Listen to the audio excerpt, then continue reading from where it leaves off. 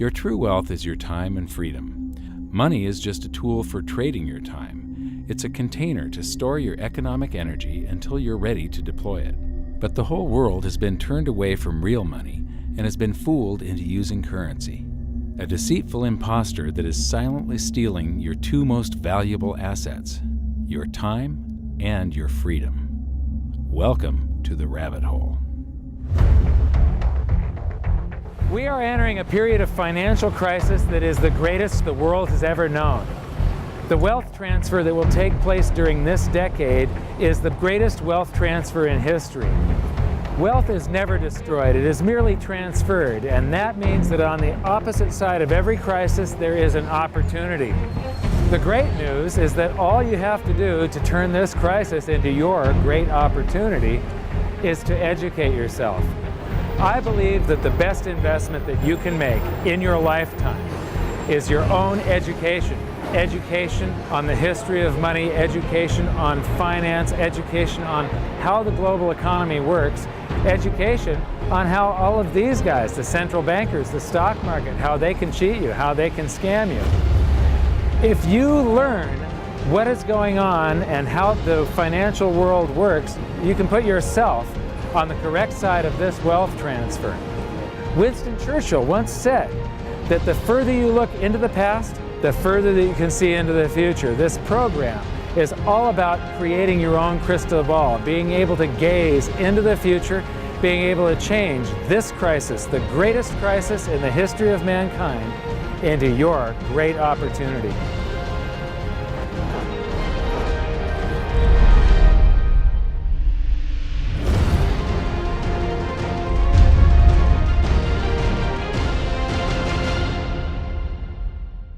The hidden secrets of money, some of them are hidden in plain sight. They're like right in front of you. The way the monetary system works is something that isn't actually hidden away from all of us. It's out in the open, but it's complex and people just they can't see how it works. It's hard for them to imagine that we're living in such a hoax. Others are meant to be secret, but the truth is slowly coming out, like the Federal Reserve being a private corporation and not really part of the U.S. government. But when I started studying this, what I found was that there was no place that I could point people to where they could get it all in one spot. And so I basically decided to write my book about it and consolidate monetary history, economics, the markets, fundamentals of gold and silver. There's a lot of smoke and mirrors in economics, and I've sort of made it my job to lift the fog for people.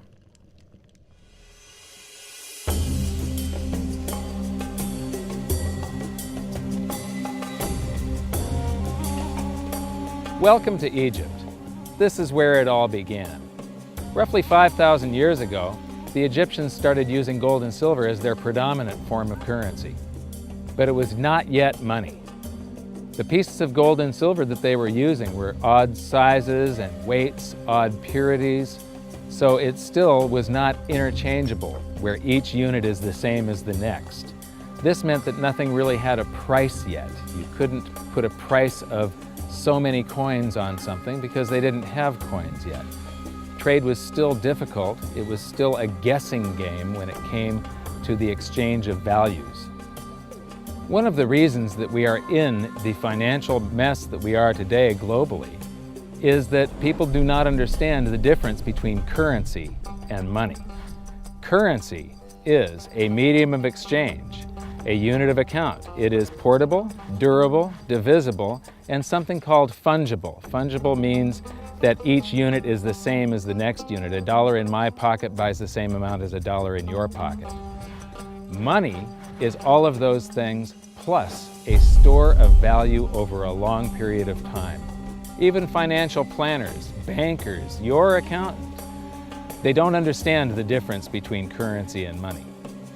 The currency in your pocket is a medium of exchange.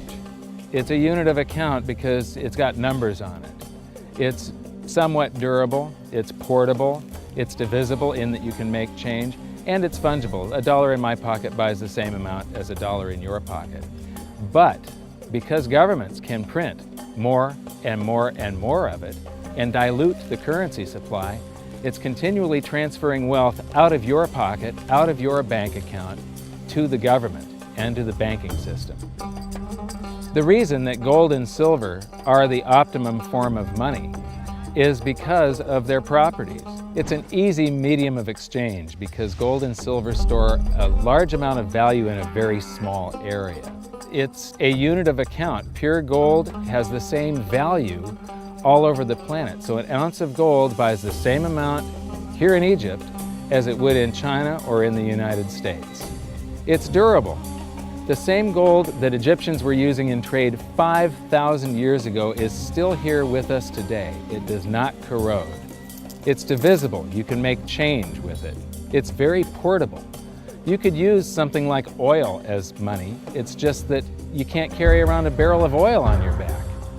It's fungible. Pure gold is the same wherever it is on Earth. Pure silver is the same wherever it is on Earth.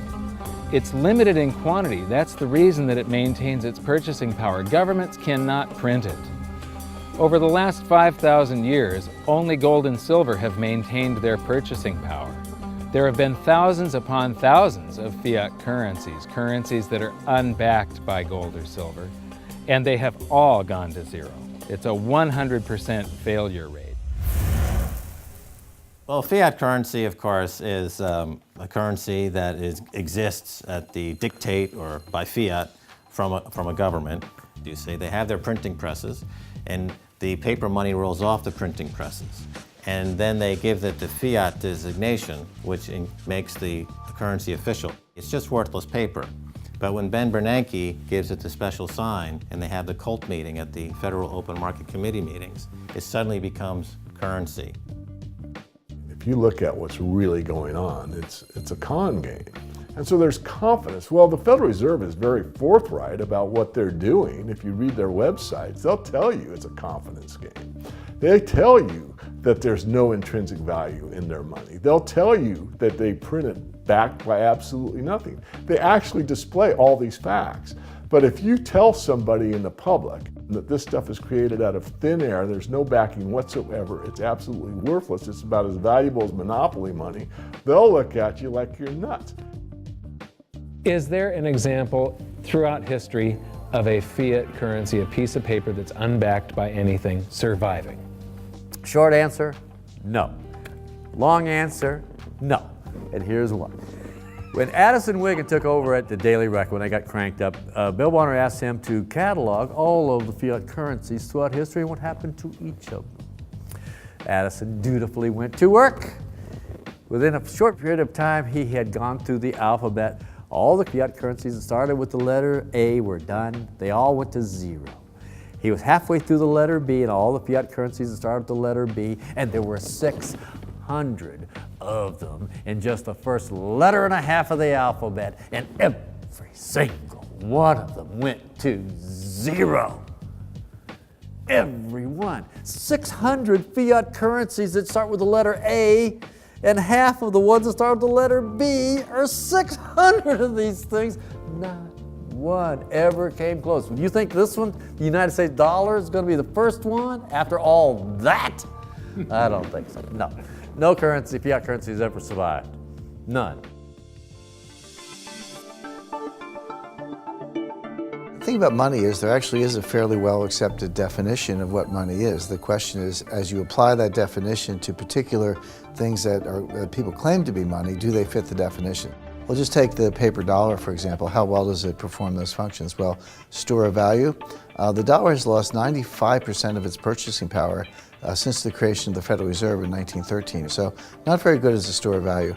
One of the things I do is just a way to get the audience's attention is I have a slide, and there are 3 pictures on the slide. One is a pile of monopoly money. The other one is a pile of Federal Reserve notes, what Americans would call paper money. And the other one is a solid gold American Eagle 1-ounce coin. And the title of the slide is, which of these is not like the other? And if you know the show Sesame Street, or you have children who watch it, it's one of the favorite vignettes in Sesame Street. And what it really is a kind of IQ test for 5-year-olds. They're supposed to look at the 3 things and look at characteristics and find the one that's not like the other. Well, I've shown this slide to groups of Ivy League University professors, and I've also shown it to, children, kind of 5 years old, my nieces and nephews and so forth. And when the professors look at it, they say, well, clearly the dollars are not like the others because gold has no role as money, and monopoly money is junk, and the American dollar is a store of value, so that's not like the other. But the children look at it and they say, well, the gold coin is not like the other because the other two are just piles of paper and the gold coin is clearly something different. So my question to the audience is, who's smarter, a 5-year-old or an Ivy League professor? Before World War I, each note that a treasury issued would say that there have been deposited with the United States Treasury $20 in gold coin payable to the bearer upon demand. The money was in the vault. The currency was a note they gave you that was a claim check, only a claim check on the money, the same as if you go to the dry cleaners and you give them your shirt and they give you a claim check for your shirt. The value is that shirt at the dry cleaners, not the piece of paper that says that you own that shirt. So our currency that circulated was the paper US dollars, and they were claim checks on money. The next hidden secret is the difference between currency and money. Money must be a store of value and maintain its purchasing power over long periods of time. As we progress through this series, you'll learn that national currencies are really a tool used by the government and the financial sector to leech away your time and your freedom by stealing your purchasing power. So rather than storing your economic energy, currencies leak. Now compare that to the gold and silver the Egyptians were using. Like I started with, it still wasn't money because it wasn't interchangeable yet. But they were on the right track, as gold and silver have proven over thousands of years to be the ultimate store of value. Gold is only formed when a star explodes, a supernova, and it stays around forever. This is one of the properties that make it the ultimate money.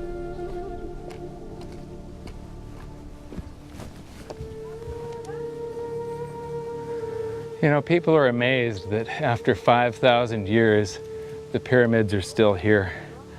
But what I'm more amazed at is that the currency that the people that built this were using, that currency, that gold and silver that they were using in trade on a daily basis, is still around today.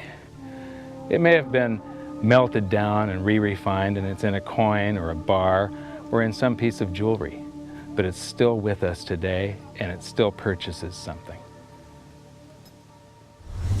Yes, it is the ultimate money because there is nothing else even in the same league.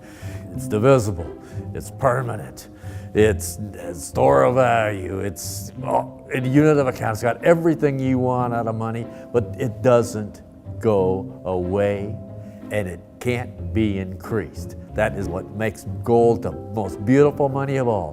What more could you ask out of a money? It keeps governments under control. You can maintain a solvent system. Governments don't like gold at present because they're getting away with the fiat currencies, and they'll do everything they can to discredit it as an asset class. I mean, my goodness, gold has outperformed the Dow Jones Industrial Average in each of the last 7 years, yet it's not considered a legitimate asset class. Why? Again, it's the fear that maybe gold will be imposed on the system, that it will constrain government ability to spend beyond its means. They can't print it. They can't print it, no. The proper definition of inflation, I use Milton Friedman's definition. Inflation is an expansion of the currency supply. Deflation is a contraction of the currency supply. If you expand the currency supply, eventually prices will rise. And if you contract the currency supply, eventually prices will fall. This is a pool, but it's not a pool of water. This is the currency pool. And these are prices.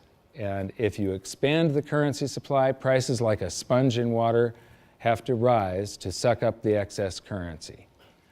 Governments never stop printing more currency and adding currency to circulation. Therefore, prices keep on going up, not because the stuff that you're trying to buy is changing. The real estate doesn't change. What has changed is the currency purchases less and less. It's the currency going down, not prices going up. The truth is, what we have that makes our world work right now is a big story. None of it's real. It's all just promises. And if you think about it, that's how currency began to work in the beginning. You know, before we had currency, we had barter. I'll give you 3 coconuts and you give me 4 fish, because that's kind of a fair exchange on coconuts to fish. But that got complicated, so we had to invent this thing called money to be a divisible, portable medium of exchange. And the challenge is that we lost that a long time ago when we lost having things of value be our currency. And now we have this thing called numbers and accounts. But trust me, it is not real. It's a big made-up story. One of the biggest make-believe stories ever is called quantitative easing, which sounds complex, but it's really just a smoke and mirrors term for currency creation. QE started with the banking bailouts back in 2009. This currency was created out of thin air and then given to the banks, who paid themselves record bonuses in reward for crashing the world economy. This is a global phenomenon, but all you have to remember for now is that whether it's QE bailouts or stimulus programs, these are all just voodoo, hocus-pocus terms for increased currency creation. I believe gold and silver will reassert themselves as money. And when they do, there just isn't enough. And their purchasing power is going to go up many, many, many times. Egypt is an amazing place. There's a franticness about it, and utter chaos, especially like the traffic. But when it comes to like all of the merchants that are trying to get every last dime out of you, you get fleeced to the point where you come back with an empty wallet. But you know what? They're amateurs compared to Wall Street.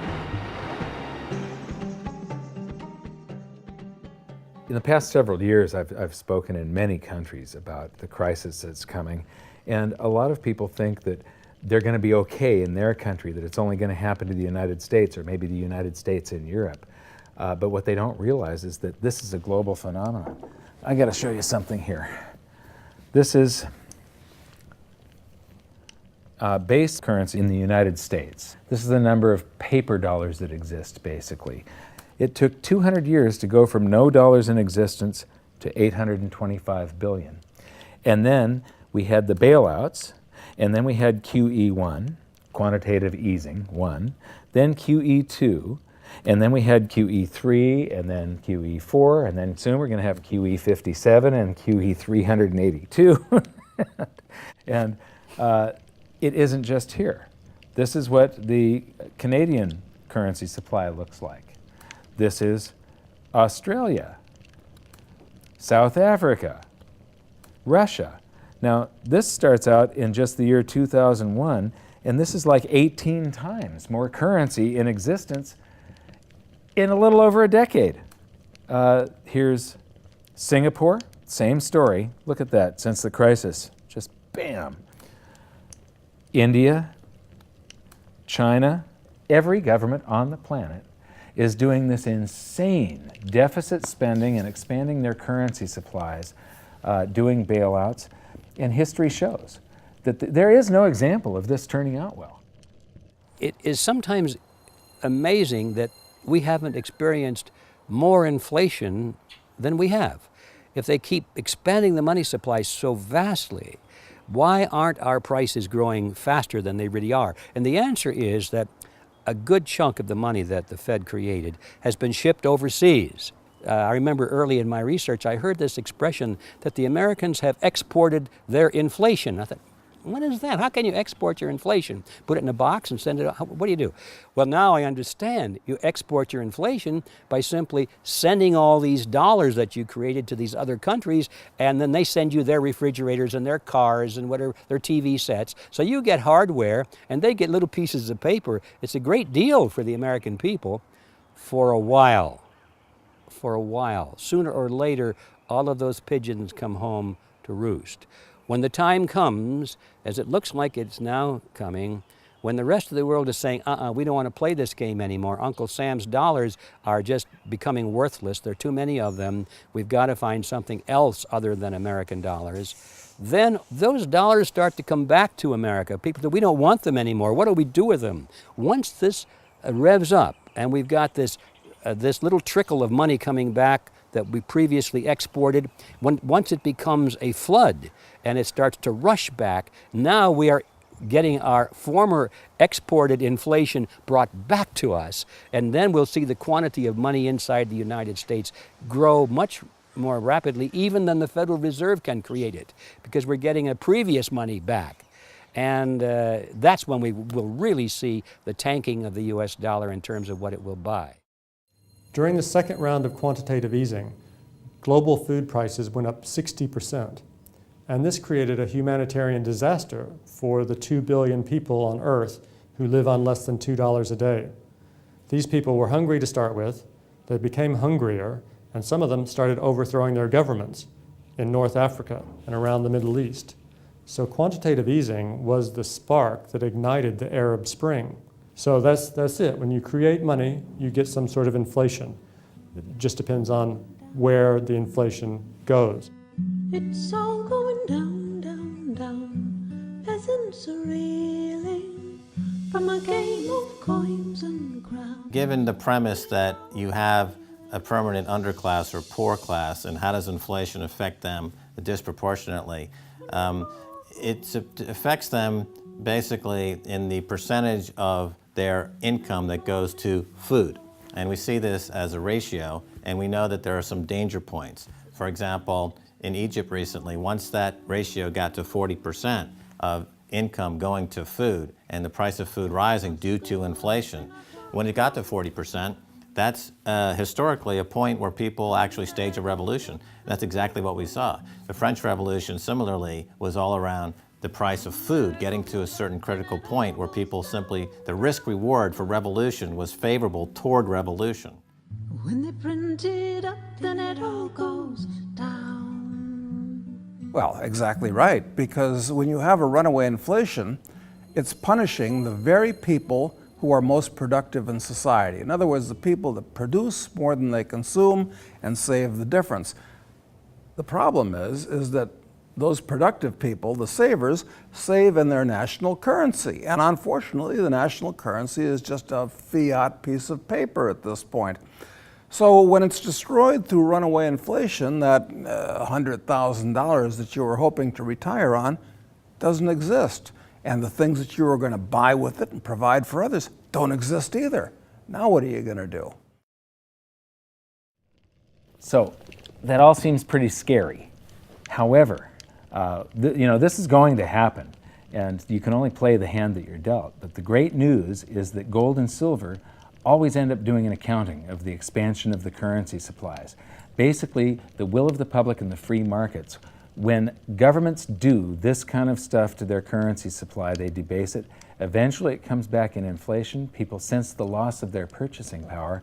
They rush back to gold and silver, and they bid the value of the gold and silver up in the country until it meets or exceeds the value of all the currency in circulation. This is a process that's been going on over and over again throughout history, except this time it's happening on a global scale. It has never before happened in all countries at once. And that means that this is the greatest wealth transfer in history. Therefore, it's the greatest opportunity in history, and it's not going to happen again in your lifetime. So now we've learned that your true wealth is your time and your freedom. Money is a trading tool that stores the economic energy that is your time and freedom, whereas currencies leak them away. Gold and silver are the ultimate money simply because of their properties. Fiat currencies are based solely on confidence and always return to their intrinsic value of zero. Governments don't like gold because it imposes restraint. Rising prices are a symptom of an expanding currency supply, and gold and silver always account for an expanding currency supply. So that's it for this episode. Join me next time as we begin to investigate how monetary history just repeats and repeats, and how gold and silver always win the battle between currency and money. Until then, my challenge to you is to stop calling currency money. It's a crucial first step towards setting your mind free of all this economic voodoo and changing your context. You can learn more by watching the bonus features on our website, and if you have any questions, you can post them there, and we'll answer some of your questions in future bonus features. So good luck, thanks for watching, and we'll see you next time.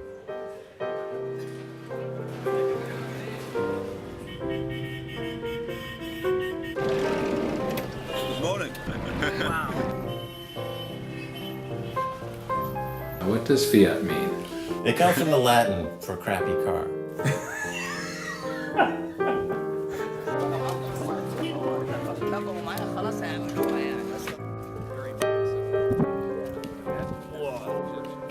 In the desert in a suit.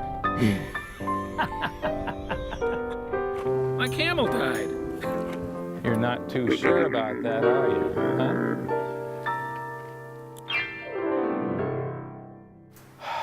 I am ready for a good long nap. Hi, welcome to this bonus feature for the very first episode of Hidden Secrets of Money. And this is currency versus money. So that's the major topic that